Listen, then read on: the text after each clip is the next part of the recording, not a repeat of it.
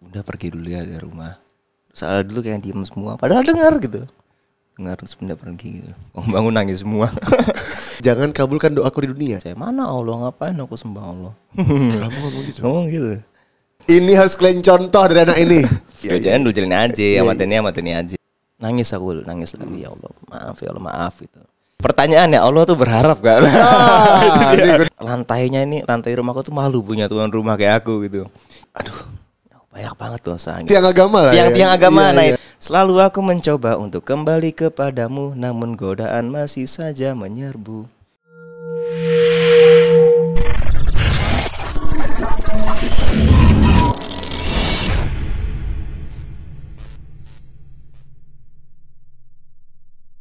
Assalamualaikum warahmatullahi wabarakatuh. Waalaikumsalam. Ketemu lagi di Bid'ah, bicara tentang hidayah. Kali ini bintang tamu spesial, orang ganteng, soleh dan seniman, masya Amin, Allah. amin, ya Allah. Abdul Qadir Jailani. Dul Qadir Jailani, masya Allah. Dul, sehat kau. Dul, Sehat alhamdulillah. ini sebenarnya kau ini penipuan sebenarnya Dul. Kenapa? Kau itu sebenarnya namanya Rano Karno kan? Kau itu anak Betawi kan? Iya, makanya dari kemarin bingung aku. Kenapa? Milih Sarah apa Zainab? Ya masuk. Udah ada Tisa sekarang. Iya. Abdul Qadir Jilani. Iya. Dul, sehat kok? Alhamdulillah sehat. Jasmani rohani. Jasmani rohani. Insya Allah. Iman? Hah? Iman? Naik turun seperti biasa. Kadang naik, kadang turun. Itu yang dibahas kemarin ya. Iya. Kan udah bilang, Kak nih gue nih mau tobat tapi sehari, 2 hari, 3 hari tobat, hari keempat gitu lagi. Karena kita manusia. Iya. Oke, Dul Jailani sehat dan sekarang lagi banyak karir yang lagi ditata ya. Ya, insya Allah. Aku ada beberapa yang mau aku ucapkan sama kau. Apa tuh? Selamat iya. ulang tahun kami ucapkan. Makasih. Semoga panjang umur, sehat afiat. Amin. Doain dulu panjang umur, sehat afiat. Allah amin, kabulkan makasih. hajat, selamat dunia akhirat, sukses dunia akhirat. Terus juga Amin, ya Allah. hidupnya penuh dengan manfaat. Amin, itu yang penting. Iya gak? Dul, aku mau nanya nih, ada project atau lagu yang sedang digarap? Aku jujur lagi fokus jadi aku sempat buat band tahun 2013 sampai dari tahun 2016 tuh vakum, band grunge dulu. Gara-gara aku banting setir ke pop. Kamu grunge dulu. Grunge dulu. Usia berapa tuh? 13. Itu bikin band sama teman-teman sekolah, jadi kita main gak dibayar tuh udah seneng banget. Kita dibayar dulu cuma pakai nasi kotak. Dibayar pakai nasi kotak? Iya, zaman SMP, jadi sering cabut sekolah gara-gara terima job-job panggung itu di sekolah-sekolah lain. Akhirnya ada yang lapor tuh ke guru-gurunya, itu kok ada anak PM jam segini manggung gitu. Waduh. Gimana Bu Sep mau ngeband? Akhirnya nggak naik kelas. Ya, tapi udah sempat vakum sampai 2016. Terus aku nyanyi di pop, tapi kayaknya sekarang aku sadar vokalku tuh nggak ngepop. Jadi lagi bikin album untuk bandku namanya Kodir. Kodir, kenapa namanya Kodir? Jadi aku bingung tuh dulu, pengen nyari nama yang namanya lebih bagus dari Dewa gitu, yang derajatnya insya Allah lebih tinggi dari Dewa. Tadinya mau Abadi, tapi kok kurang gitu ya. Mau ada nemu banyak lah. Kenapa nggak Kodir aja ya? Kodir itu kan maha perkasa, maha berkehendak atas segala sesuatu gitu kan. Makanya kalau logonya lagi dibuat ada 2 bulan gini jadi 1 membentuk Q, terus ada bintangnya dan di atas ada titik 2. Yang insya Allah doanya bernasib lebih baik dari Dewa. Amin. Tapi ya itu harus dijaga namanya. Iya. Karena kan Kodir gitu. Tapi kenapa kamu milih genre itu? Apa karena kan suara kamu bagus juga? Di pop enggak. Aku jujur di pop biasa aja gitu. Makanya banyak saingan yang lebih bagus gitu. Oke. Tapi kalau di rock boleh diadu. Iya. Kodir, dan itu udah full, tinggal take semuanya. Tinggal 2 lagu lagi. Kemarin udah work dari 10 lagu. Alhamdulillah udah workshopnya bagana udah jadi semua. Tinggal 2 lagu lagi. Abis itu kita take. Nah, lagunya tentang apa? Percintaan kah atau? Enggak, kalau di Kodir sih cinta cuma 20% ya. Selebihnya? Kita cuma bahas tentang, ada beberapa yang religi juga. Religi? Yang udah rilis ada judulnya Cakrawala. Dinyanyiin sama ayahku. Oh. Cakrawala memanggil tubuhku untuk meraih kemenangan abadi. Itu mau kita maghrib. Ini sufi nih anak. Seperti suka, bapaknya. Suka. Tapi bukan pelaku ya. Ya tapi gemar doang. Tapi kata-kata itu kan membuat orang berpikir dan akhirnya iya ya Allah gitu kan. Ya kan? Iya, ya suka aja dunia itu cuma bukan pelaku Masya sufi. Allah. Artinya emang menyebarkan manfaat atau berdakwah itu Iya, dengan cara apa aja kan? ada juga yang membahas tentang keresahan, kecemasan, terus tentang ketidakadilan di dunia ini.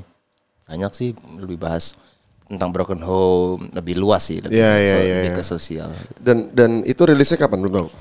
Ya kita sekarang di masa pandemi ini rekaman-rekaman aja ya. Insya Allah sih kalau kalau udah boleh manggung baru kita Rilis semuanya. Karena kan kalau band rock itu kan tempat promo sejatinya itu di panggung kan. Yes. Bukan betul. di live Instagram radio gitu. Beda aja gitu. Iya. Oke, Dul. Insya Ada Allah. beban tersendiri gak jadi anak Ahmad Dhani? Dulu ya. Karena juga beban karena harapanku juga. Maksudnya? Jadi aku punya impian tuh bisa lebih Hebat. hebat dari Dewa, dari Ratu.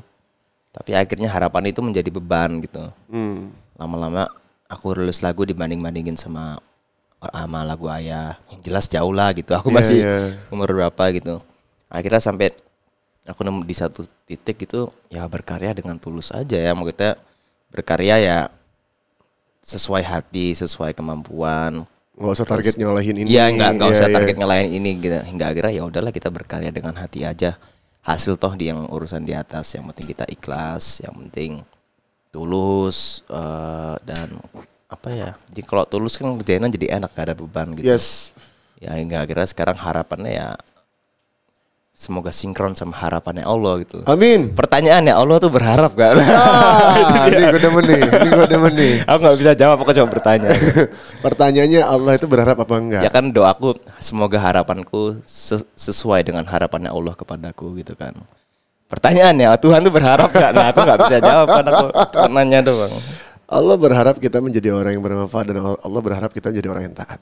Amin. Ya udah itu aja harapannya berarti. Kan orang bermanfaat itu kan artinya dalam luas kan. Apa yang kamu jalanin, apa yang aku jalanin kan toh juga ujung-ujungnya pada menuju harapannya Allah gitu kan. Iya. Ya, mudah-mudahan harapannya Allah sesuai dengan harapan kita. Iya, gitu kan. jadi harapannya itu aja. Masya Allah. Soalnya kalau aku pengen ini, kalau nggak kesampaian, itu pesan ayah sama aku. Jangan jadi orang yang berharap, karena ketika orang berharap harapannya tidak tercapai, ia akan kecewa. Sakit. Akan sakit. Itu pesan yang sangat aku ini ya jalani gitu Iya. sekarang. Jadi mau rilis single harapannya ya semoga harapannya sama kayak harapannya Allah deh. Iya.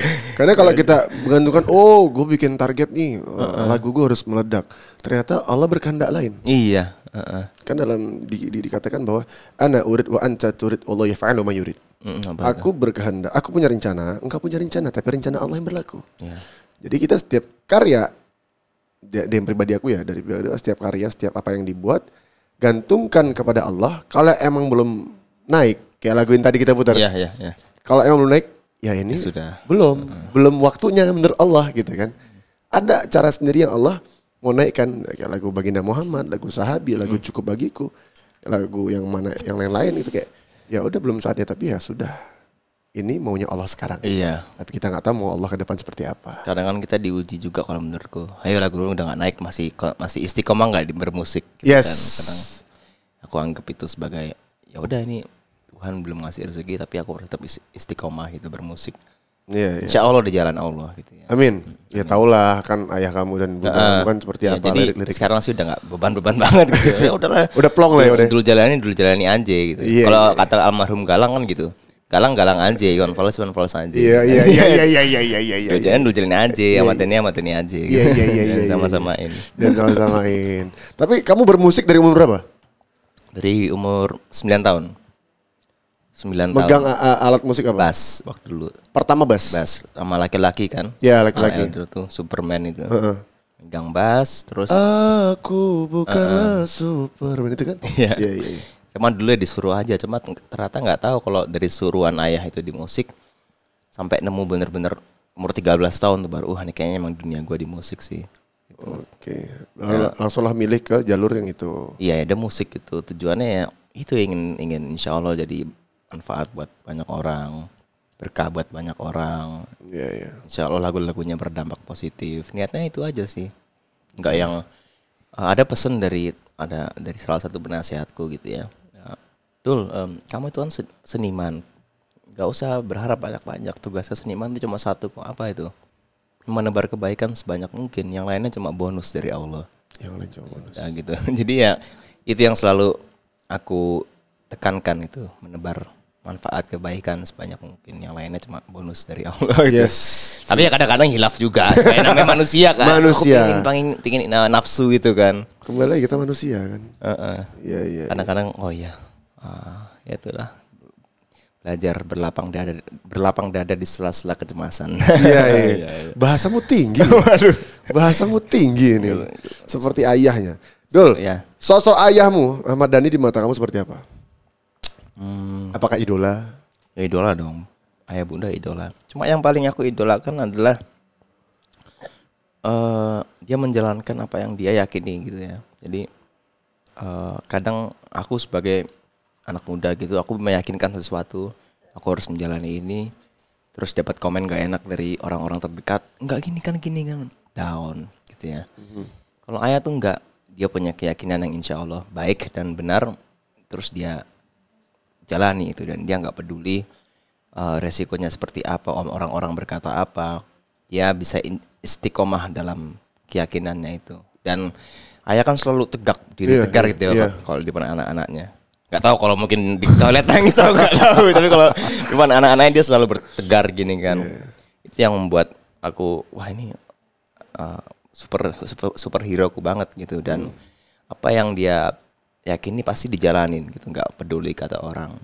Itu sih. Dan, artinya berpegang teguh dengan keyakinannya dan prinsipnya. Iya, dan prinsipnya tuh gak goyah gitu. Kadang-kadang aku kan masih agak goyah. Oh iya, kalau diomongin orang gini, kalau dia tuh bener-bener ayah gitu. Iya. Istiqomah dalam keberaniannya itu sih yang aku benar-benar takjub gitu. Yang kadang aku pun nggak bisa gitu, dan sedang belajar bisa. Iya. Jadi emang itu sih yang paling aku kagumi. Kalau bunda? Kalau bunda ini kesabarannya menghadapi berbagai ujian dari Allah. Rata-rata kan aku juga sebagai umat Islam gitu ya. Kadang kita nggak berdoa, kita berdoa pada Tuhan, terus nggak dikabulin, kita nuntut sama Allah. Ya Allah, aku kok udah doa gini. Tapi bunda tuh mengajarkan doa tuh fungsinya bukan dikabulin apa enggak, tapi doa tuh insya Allah bisa menguatkan langkahmu gitu. Dari bunda dapat pesan itu ya.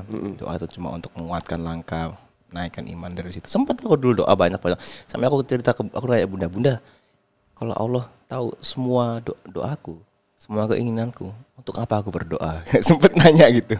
Itu usia berapa kamu nanya? Mau kecil banget dulu, 13 apa 14 gitu ya. Usia 13 tahun kamu nanya gitu? Iya, kalau nyampe nih anak nih. Tuhan itu tahu semua. Akhirnya bunda, doa itu urusannya bukan dikabulin apa enggak, tapi ya itu untuk menopang, untuk menguatkan langkah-langkahmu gitu. Bunda tahu kamu habis doa nggak dikabulin ya. Iya, barangkali Tuhan gak ngabulin doamu supaya kamu, barangkali Tuhan tidak mengabulkan doamu gara-gara Tuhan rindu tangisan munajatmu. Jangan, oh iya kena juga ya. Iya. Dia sekarang anggap doa itu ya yang baik-baik, maksudnya kuatkan imanku, berikan kesabaran. Gak yang muluk-muluk aku pengen dia jadi istriku atau enggak gitu. Iya. Jadi yang ini basic tapi juga tinggi tapi juga basic, gimana ya bahasanya? Maaf. Ya. Kayak aku pernah ada satu perjalananku waktu aku umroh. Aku tuh doa semua keinginanku, tapi rata-rata keinginan aku belum sadar yang aku doakan tuh keinginan duniawi. Aku doa aku pengen A, pengen B, pengen C, pengen E, pengen D. Terus saat udah doa semua, waktu terakhir tuh di satu mana tuh di Ka'bah yang ada katanya kalau doa di situ mustajab. Multazam ya namanya. Jadi Ismail apa? Ya lupa aku, pokoknya di satu sudut tuh. Terus Multazam. Aku kebetulan sama Mutawif, terus aku bilang aku tuh udah doa semua, bingung mau doa apa lagi. Mutawif tuh bilang ya kita berdoa supaya kita husnul khotimah matinya, kita dikuatkan iman. Loh, kok aku malah belum doa yang itu gitu. Jadi kan sebenarnya menurutku doa tuh yang penting yang itu aja gitu. Basic tapi tinggi. Basic tapi tinggi, tapi juga basic gimana ya? Iya, gue paham. Ya tiang-tiang agama lah. Tiang-tiang agama itu. Iya, Jadi iya. ya kalau dipikir lagi kata-kata bunda ya itu doa tuh untuk menguatkan tiang-tiang agama. Tapi iman. kita ini kan terkadang doa itu banyak. ketika musibah Allah berikan kepada kita, gitu kan. Kepahitan, kesakitan Allah berikan kepada kita, baru kita berdoa, baru kita nangis. Dan disadar atau enggak disadari, ternyata kesakitan itu adalah undangan Allah untuk kita. Benar kata Bunda tadi itu apa? Karena Allah rindu dengan tangisan seorang hamba. Iya. Kita terlalu banyak tertawa di muka bumi. Kita terlalu banyak tertawa di dunia. Kita lupa bagaimana indahnya alam sana, indahnya Allah, indahnya Rasulullah. Dan kalau dalam satu riwayat dijelaskan bahwa jangan sedih ketika doa kita tidak dikabulkan di dunia. Karena apa? Sesungguhnya doa-doa itu akan dikabulkan di akhiratnya Allah nanti. Amin. Dan pada hari itu, ketika doa kita yang tidak dikabulkan di dunia, Allah kabulkan di situ, maka demi Allah kita akan mengatakan apa kepada Allah? Ya Allah, seandainya aku tahu segini nikmatnya yang Allah kabulkan di akhirat, maka aku akan minta jangan kabulkan doaku di dunia, di akhirat aja. Gitu. Jadi emang caranya Allah keren, makanya kita Seksi lah ya. seksi, keren. Iya. Keren banget cara Allah. Jadi kita gak kepikiran gitu kan. Jadi emang kita harus berpikir, oh husnuzon. Iya, husnuzon. Husnuzon, prasangka baik sama Allah. Oh Allah gak ngabulin doa di sini.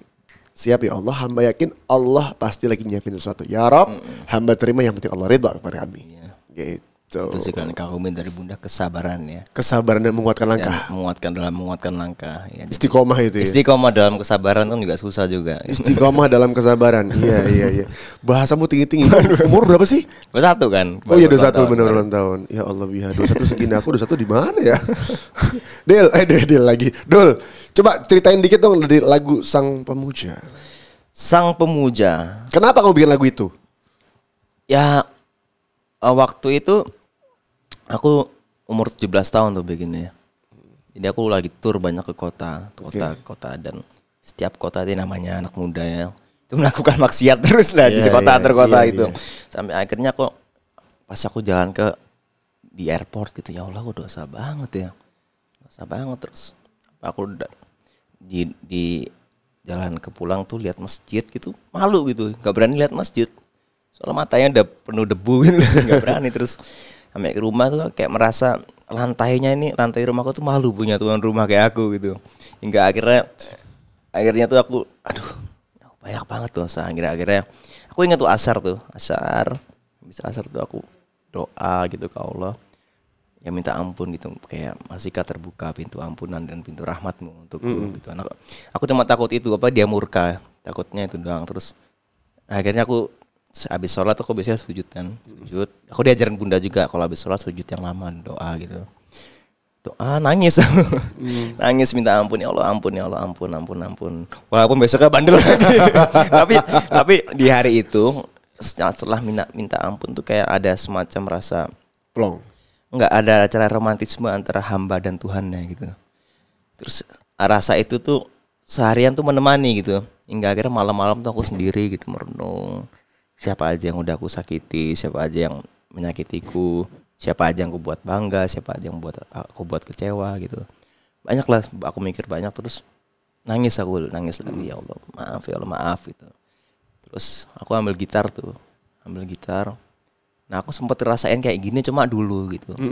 Aku lupa gitu. Terus pas aku gini, makanya aku bikin rasa yang pernah ada seketika hadir kembali gitu, menghiasi kalbu yang dulu. Maksudnya dulu aku pernah rasa kayak gini, tapi lupa kapan gitu. Saya kira minta maaf aja, dan itu alhamdulillah liriknya ngalir aja. Maafkanlah segala dosa kepadamu, aku menyerah. Udah nyerah ya Allah, godaan banyak banget. Selalu aku mencoba untuk kembali kepadamu, namun godaan masih saja menyerbu. Jadi kalau bisa dibilang tuh lagu permintaan maaf gitu. Jadi hamba kepada Robnya. Iya, cuma aku buat bisa untuk siapapun, bisa untuk ibu, bisa buat kekasih. Iya. Jadi makanya aku nggak menggunakan kata-kata engkau, biar bisa lebih universal. Ya multi tafsir lah. Iya. Tapi sebenarnya itu buat Allah gitu. Maafkanlah aku berdosa. Segala dosa kepadamu, aku menyerah. Berikanlah kasih sayang dan cintamu, aku menyerah. Nyerah sama Allah ya. Nyerah, godaan banyak banget. Ya Allah nyerah. Ampun ya Allah, hamba manusia nih Allah gitu kan. Iya, iya, iya. Iya itu sih. Jadi nggak apa-apa. Aku ada kata-kata bagus gitu. Jika engkau tahu aib-aibku, niscaya engkau akan meludahi aku tepat di wajahku. Jika engkau tahu. Iya, iya, iya. Niscaya engkau akan meludahiku tepat di wajahku. Sufi kali kau ini sufi kali kau ini Bang Dul. Penggemar sufi. Penggemar sufi. Bukan pelaku ya, penggemar. Iya sama aku juga penggemar. Kalau dibilang pelaku berat kali ya. Kayak gimana ngaku-ngaku gitu ya. Saya masih banyak banget. Iya. Astagfirullah. Tapi keren tuh. Jadi artinya ketika kita sujud di akhir salat, disunahkan oleh Rasulullah SAW ketika sujud di akhir salat sebelum salam nih, lama-lama di situ. Ya itu di situ. Lama-lama di situ. Kenapa? Itu sujud adalah ketika kita berbisik di bumi terdengar di langit. Dan itu adalah momen terdekat dengan Allah. Aku ada puisi itu. Apa tuh? Masihkah langit menerima doa yang kupersembahkan dari tanah ke langit? Masihkah langit rela menampungi air mata yang kubisikkan dari tanah ke langit? Iya iya. Terus Ada tuh. Ya tuh ada di Instagram apa? Judul puisinya Dongeng Sang Pendosa. dongeng. Itu aku tulis habis bareng-bareng Sang Pemuja itu. Kau kayak mana Tisa nggak suka sama kau, romantis kali kau ya, puitis kali kau. Iya. Ya alhamdulillah. Aku suka baca-baca juga gitu kan. Iya iya iya. Kayak kata nih keren nih. Ini mau dicontoh nih. Tapi kadang-kadang jadi diksi doang gitu. Kadang-kadang yang apa susah untuk penyair tuh untuk mempertanggungjawabkan kata-kata kita. Iya. Kadang-kadang kita berkata-kata indah tapi kelakuan kita tidak seindah kata-kata kita. Itu yang susah untuk menjadi penyair.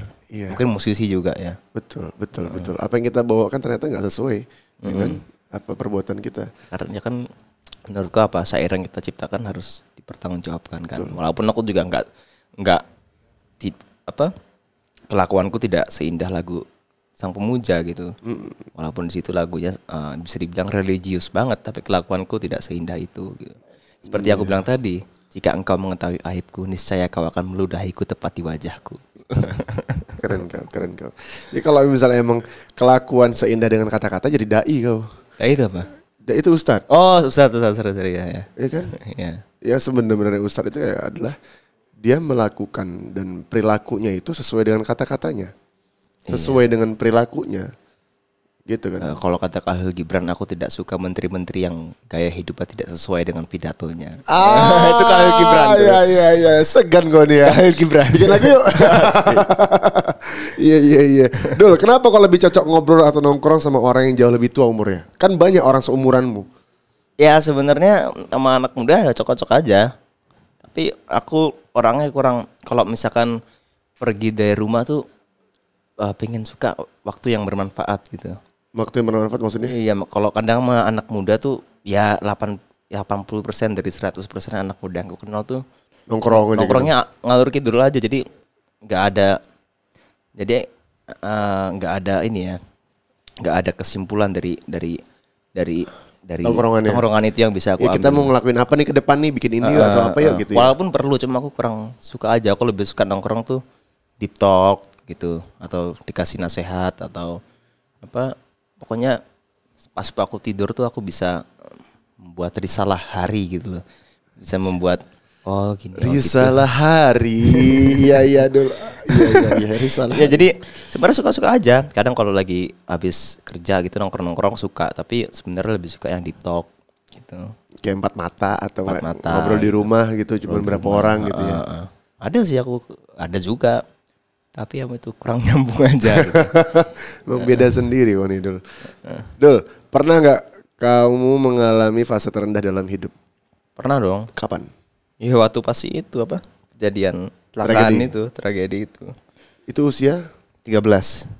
Kenapa di usia 13 terus kejadianmu ya? Ngeband juga di situ kan 13? Iya, kan? ngeband juga 13. Umur 13.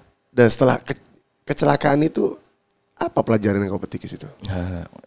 Sebelum kecelakaan tuh aku tanya bunda kalau nggak percaya, mana Allah, ngapain aku sembah Allah. Kamu ngomong gitu? Ngomong gitu.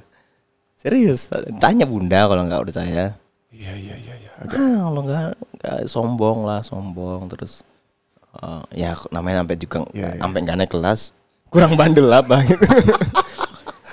Tapi ya itu alhamdulillah jadi pelajaran sendiri dan ya aku bersyukur mengalami itu. Jadi pelajarannya mahal ya? Mahal gitu.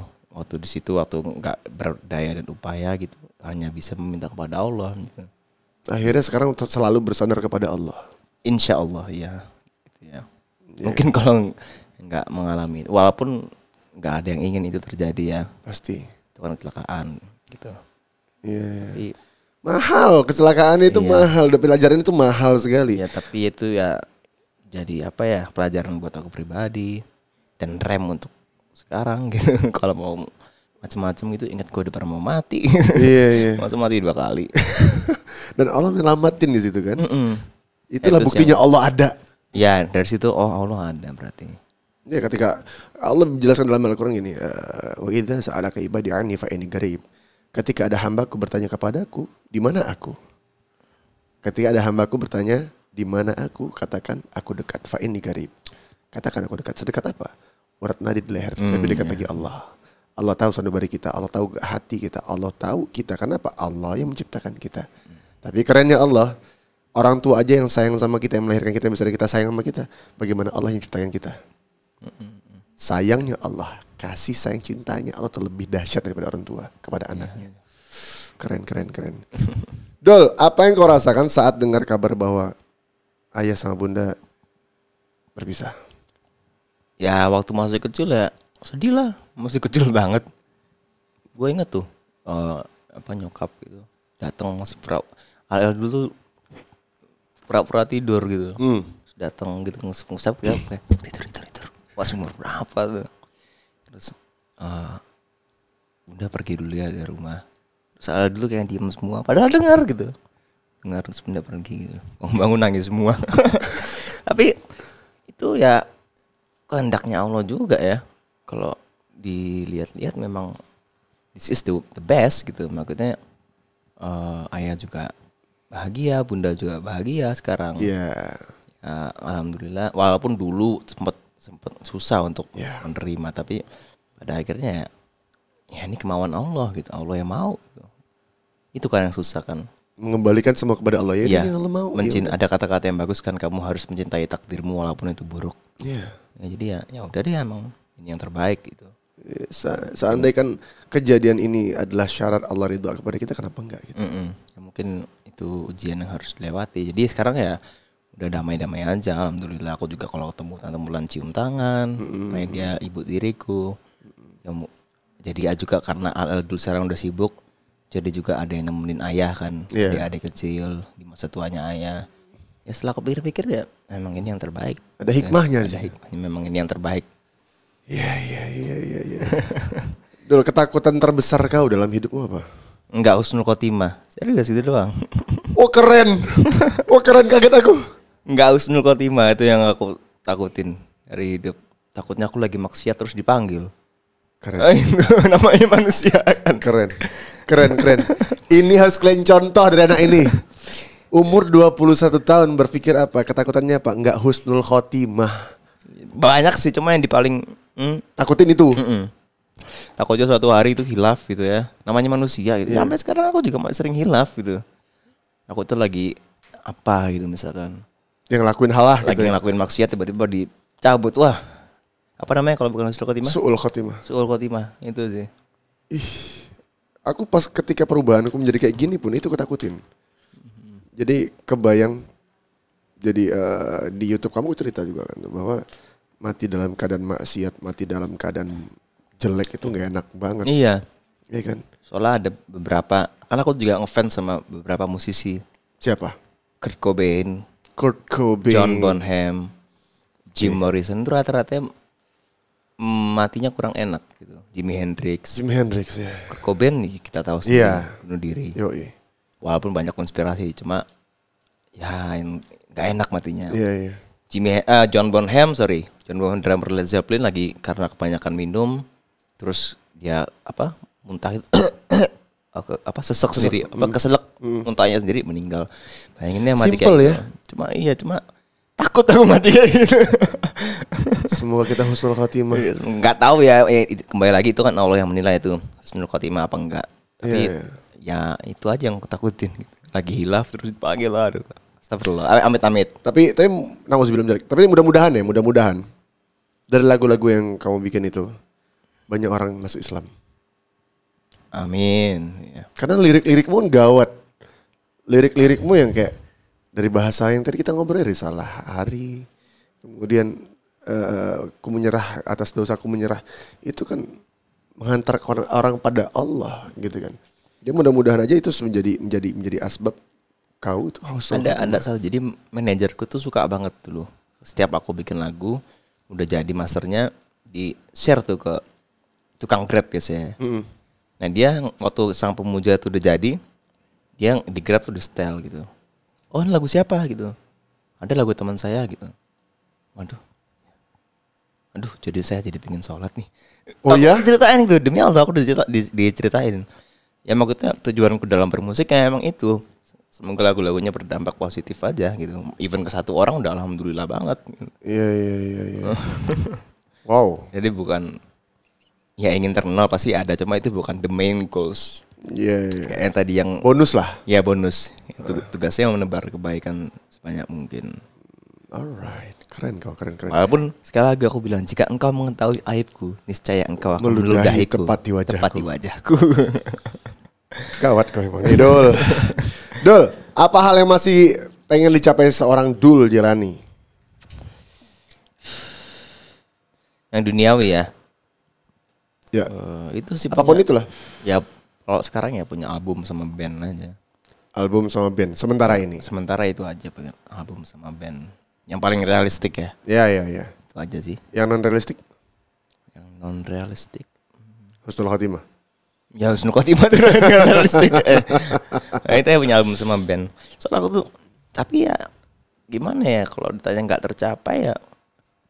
Ya kita bukan berharap ya, kita cuma berdoa aja. Mungkin lebih tepatnya berdoa bukan berharap gitu ya. Karena tadi aku selalu memegang prinsip dari ayah, ketika kita berharap, ketika harapannya tidak tercapai maka kita akan kecewa gitu. Iya. Itu harapannya, semoga sinkron sama harapannya Allah. Well, artinya kan cinta kepada Allah itu kan kuat gitu kan. Iya. Nah, dari kamu sendiri sudut pandang cinta itu menurut kamu apa dulu? Cinta menurutku ya cahaya pembimbing ya. Love is a guidance. Aku bilang ya, love is a guidance. Dulu aku kira tuh cinta tuh hanya sekedar perasaan yang menggebu-gebu. Tapi ternyata cinta lebih dari itu. Cinta adalah pengorbanan yang ikhlas. Cinta adalah ketika kita melupakan kebahagiaan kita demi membahagiakan orang lain. Cinta itu adalah saling menghargai kehadiran insan. Cinta adalah saling pengertian. Cinta adalah bunga yang engkau sirami lalu engkau menyaksikannya tumbuh. Iya. Ya cinta itu lebih dari sekedar perasaan menggebu-gebu ya. Itu tadi pengorbanan yang ikhlas. Cuma kan kayak itu tidak ada kata-kata ikhlas dalam surat Al-Ikhlas. Yo, itu pelajaran tuh. Tidak ada kata-kata ikhlas dalam surah Al-Ikhlas, hanya ada Allah. Iya, itu yang susah. Iya. Nah, apa ya? Itu sih cahaya pembimbing. Cahaya pembimbing. Jadi dia menghantarkan kita kepada siapa kita mau tuju. Iya. Iya kan. Awal ketemu sama Tisa tuh gimana? Iya, malah dirangkul bukan dipukul. Iya, masuk. Terus mulai punah nih wanita-wanita seperti ini. Ya udah deh, aku lestarikan aja deh. Jadi ya. Baik dakwah, dirangkul bukan dipukul.